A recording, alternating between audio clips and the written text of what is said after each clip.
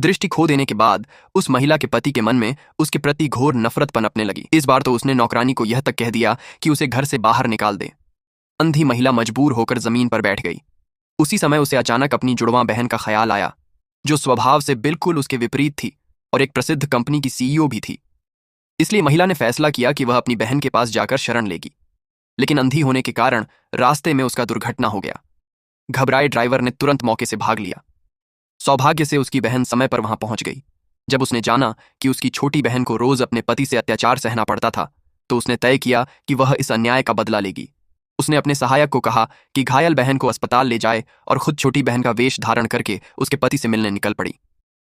जैसे ही वह अपनी बहन के घर पहुंची, नौकरानी ने उसे देखा और तुरंत उसका मजाक उड़ाने लगी कि वह ऐसी हालत में वापस आने की कैसे हिम्मत कर सकती है, वह एक असफल पत्नी है आदि। यह सुनते ही महिला ने अपने सहायक को आगे बढ़ने और घमंडी नौकरानी को सबक सिखाने का आदेश दिया।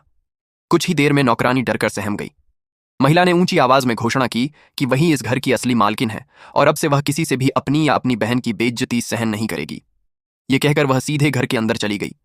जब उसकी बहन का पति घर लौटा तो नौकरानी तुरंत उसके पास जाकर झूठी शिकायतें करने लगी कि बिना किसी कारण उसे सजा दी गई है।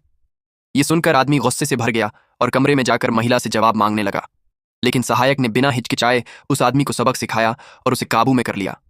आदमी को यह बिल्कुल मंजूर नहीं था, पर वह कुछ कर भी नहीं सका। उसी वक्त आदमी की मां अंदर आई और महिला पर चिल्लाने लगी कि उसने उसके बेटे के साथ ऐसा कैसे किया।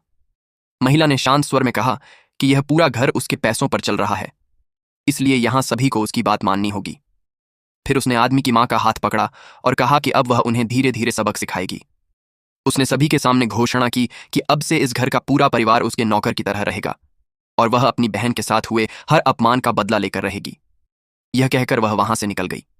इस तरह उसकी अचानक बदली हुई शख्सियत ने आदमी को उसकी पहचान पर शक होने लगा और उसकी संपत्ति हड़पने के लिए वे लोग उसे घर से निकालने की साजिशें रचने लगे।